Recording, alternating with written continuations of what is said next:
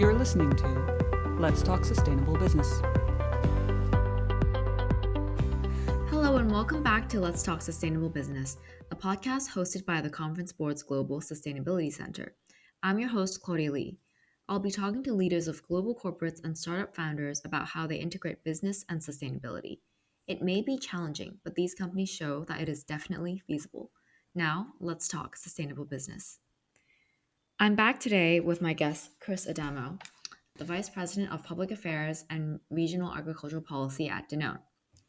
So, in the last episode, we spoke about Danone's impact business model and how Chris's role sort of achieves some of the goals through agricultural policy as well as establishing multi stakeholder initiatives.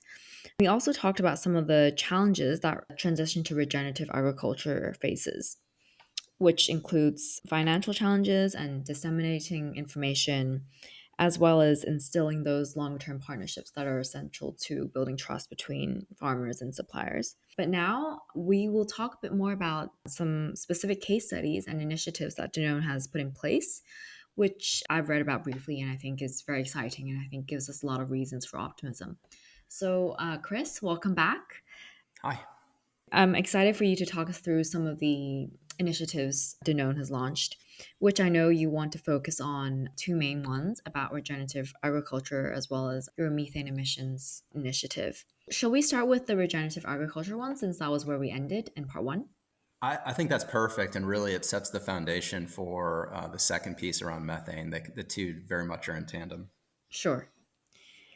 So I understand that your role as part of the regional agricultural policy team at Danone, you are working very closely with farmers as well as some policy organizations and governments about I guess just building that the longer term relationships, disseminating the information about successful case studies. Can you tell me more about how you're putting that in place, and I guess some of the lessons you've learned as well?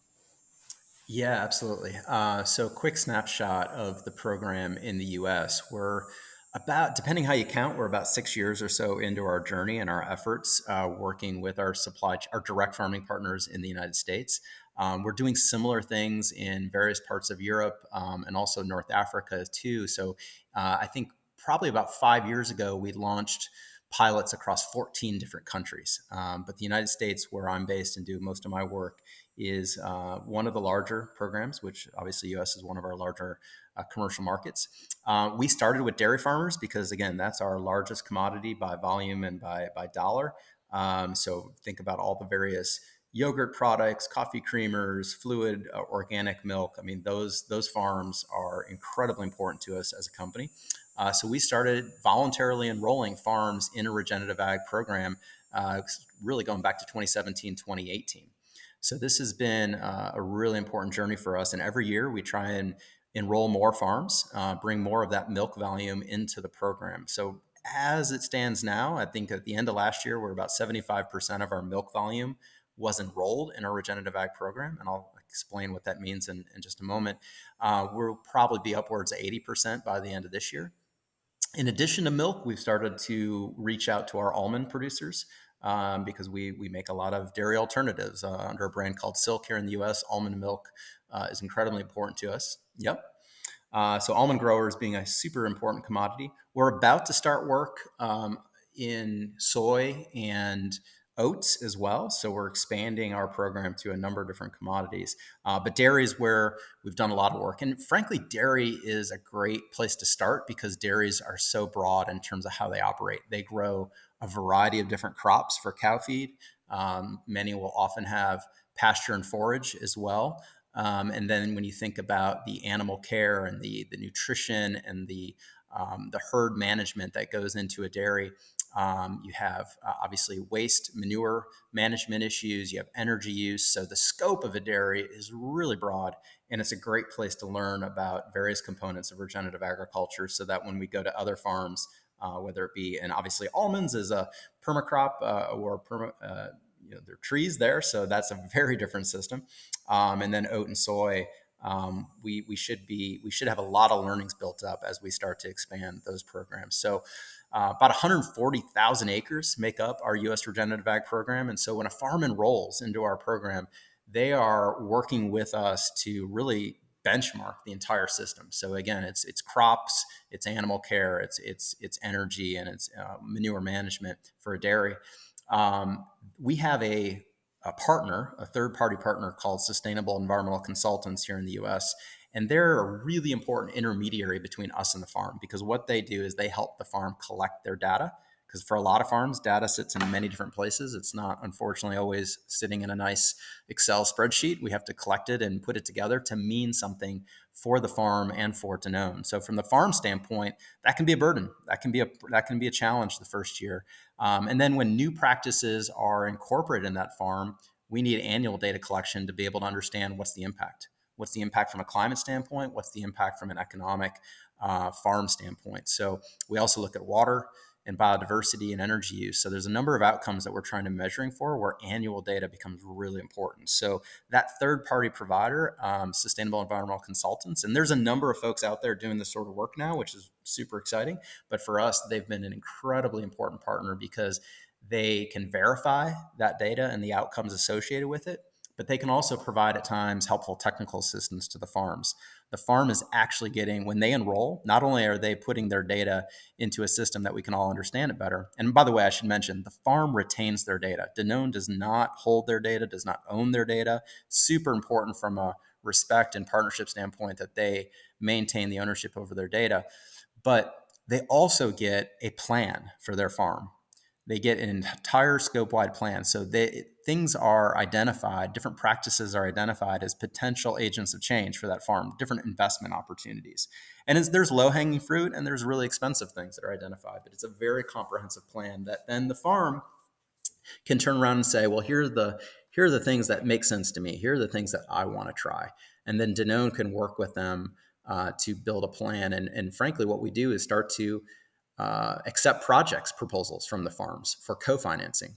And sometimes we use our own budget for that co-financing. And sometimes, as I mentioned earlier, we blend in government policies as well to help incentivize the farm with different practice change. So it's a really comprehensive look and where data and partnerships are absolutely crucial to the program itself. But that's our foundation. That's how we're working with farms. In other parts of the world, think of places like Belgium or Spain or Poland, which are really key dairy geographies for us in Europe, or Morocco in Northern Africa, which is a really key market for us. We're doing very similar direct engagement with farms to measure their work and look at it from a number of different KPIs. Wow. Wow, that does sound very, very comprehensive and also very challenging considering the many different landscapes and I guess the many different, therefore, plans that you would have to create according to those landscapes and the farms.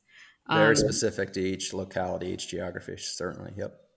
and so the plans, do you have, I guess, a team within Danone that would really work with the specific farms to create a plan customized to each? Or do It's you a outsource mix. that? Yeah, it's a mix. We do have internal teams. We have global team. They're based out of Paris and out of Amsterdam and work across Europe. We have teams in North Africa. We have a very solid team, which I'm a part of here in the U.S. But even though we're a large company, our teams are relatively small, and we do a lot of good work with the size team we have. But we also we have to work with the farms. Often they have crop consultants or they may have nutrition consultants, and we may work with them. I mentioned Sustainable Environmental Consultants, which is just a key partner. We help provide those services to the farm through different partners like SEC or Sustainable Environmental Consultants. So we're trying to leverage every available asset and resource and human in connection with those farms, assuming that the farms find those valuable. Mm-hmm, mm-hmm. Right. And at the beginning, you mentioned that the farms register with you, right? I'm just curious about the selection process of those farms. Is Mhm. it Like, do you have a criteria, or is it any farm that you? Well, first of all, we're most likely, if not in all cases, buying the commodity from them. We're buying the milk from them, or we're buying the almonds from them. So that's usually the starting point. Is just these are our suppliers, or they're a part of a supply coalition or cooperative of some form. It can look different in different parts of the world, but um, and then, we lay out what it means to enroll in our program, which means, again, getting that data together, and then being, providing annual reports as well, and then being open to considering new investments in the farm. I think all of those are general criteria, if not specific criteria. So it's definitely a mutually beneficial. It has to be a mutually beneficial relationship, or it just doesn't work in the long run. Mm-hmm. Okay. Okay. Yes, that makes sense. I think any type of partnership must have benefits for both parties.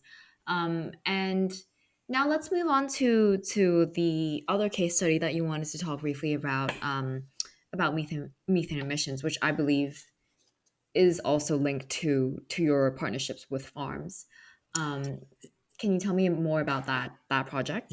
Yeah, absolutely. And I was kind of alluding to this. Our regenerative ag program gives us the ability to start making significant investments on methane reductions. So methane is a quick bit on methane. It's 80 times more potent than carbon dioxide. It also is a short-term greenhouse gas, which means about 20 years or so, it will break down in the atmosphere, which is an opportunity. And this was something from a scientific standpoint that was brought to our attention from Environmental Defense Fund, which is a really key environmental group, especially here in the US. I think they're doing more work in Europe as well.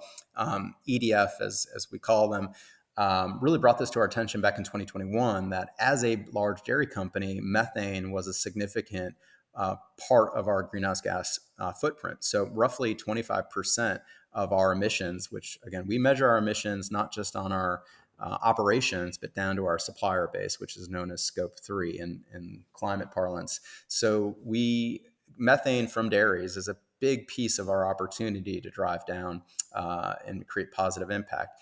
So we started to think, well, we're already doing this sort of work across dairies. How do we prioritize and disclose methane as a part of our overall strategy? And so we launched a public initiative back in January, actually with EDF, our CEO, and EDF CEO did a op-ed, I think it was the Financial Times, back in January, kind of announcing this work. So we did two things there. We said, as a part of our science-based target, which has a 30% net reduction of our scope 3 by 2030, that we were going to also look at a 30% reduction of our methane emissions from our dairies, from our fresh milk, and by 2030. And we were also going to start to, just as we do now, to again, as a part of our science-based target into the CDP, we're going to disclose not just our carbon CO2e, or carbon dioxide equivalent, which is the common metric used, but we're going to break out our methane as well, so that there was proper, transparent disclosure of our methane impact. So those are the two key components. Now, with that, we are obviously looking at our supply base across all our dairies, but four key spots where we're going to prioritize a lot of investment: the United States, Spain, Belgium, and Morocco are going to be the key for it. Now, there'll be certainly work in other areas too, but those are the four areas that we see the most opportunity in the short term to really scale a number of investments. When you're thinking about methane across the dairy, if I can describe real quick the main levers, if that's helpful, just how what those investments actually could go towards. Um, there's three main buckets of levers on just about any dairy. The first is herd management, and I mentioned some of this earlier, but it could be the feed that goes to the cow. Better feed makes the cow more efficient, can increase the yield of milk per methane emission. We can look at genomics. Better genomic selection for the animals being used can help increase efficiency. It's a lot of efficiency-based management. Animal welfare can increase yields and efficiency, better animal welfare. So herd management as a whole is really a foundation to a lot of this work, and is applicable in almost any geography. The second bucket is manure management. So when a dairy manages its manure in a way often to prevent water damage or there's a lot of rules in place in a lot of geographies. You have to manage manure in a certain way. It's often a pile in the back of the farm, and you'll see it look different things in different places, but that manure is all sitting and creating methane. So how do we manage that manure in a way that reduces the methane, can often be a better, more efficient fertilizer for adjacent cropland if applied in a correct manner. So there's a lot of planning and a lot of equipment, sometimes very expensive equipment, that can better manage that manure. And there's a suite of options we're investing in. We're actually about to get out about $23 million of U.S. government money combined with millions of Danone budget to invest in manure equipment across the U.S. That we think will be beneficial to the farm and significantly reduce emissions. I'll give you a quick example. There's a piece of equipment called a liquid solid separator that, as it sounds, you're taking the liquids out of the solids of the manure base, and that solid then becomes a much more efficient fertilizer input for adjacent cropland. That can reduce manure emissions by 25-35%, depending how it's used. And that's huge. That piece of equipment, unfortunately, could be in U.S. dollars, roughly $600,000-$800,000. So pretty cost prohibitive for most farms, which is where Danone and where government policy can come in to help out. The third bucket, and most people have heard this, you may not know the term, it's called enteric fermentation, but that's, or otherwise known as cow burps. That's a significant part of the methane footprint of most livestock. And in some cases, that's the majority of the emissions of the dairy cow. So herd management can really increase the efficiency. But then this third bucket, how are we looking at innovations? How are we able to invest and help drive research so that we can bring more solutions to dairy farms across the world? One such example that is now in the European market and a few other places, and we expect will be in the US market soon, is a product called Bovaer from a company called DSM. But this is a feed additive. There's also other feed additives like seaweed that we're looking at, a company called Symbrosia that we have partnered with. So we're looking at a range of options, but the science has to show efficacy and show that it's safe to the animals, safe to the consumer. So this is still an innovation bucket in a lot of ways, although, like I said, we do have the one product starting to come out now.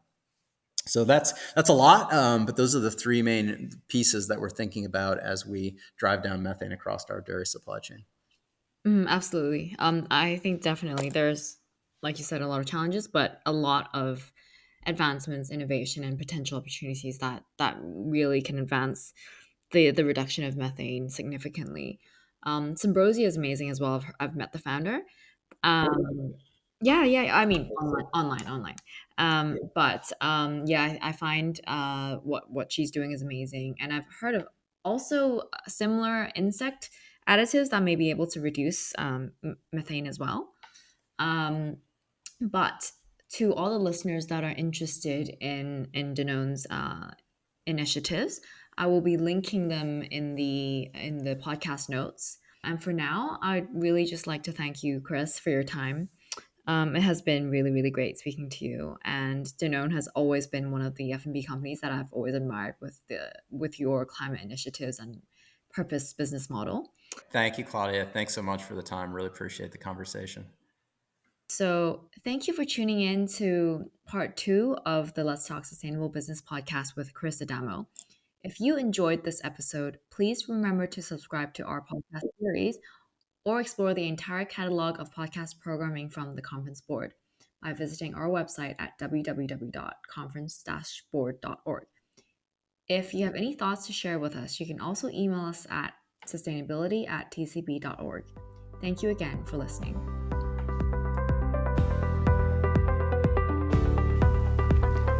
That was Let's Talk Sustainable Business.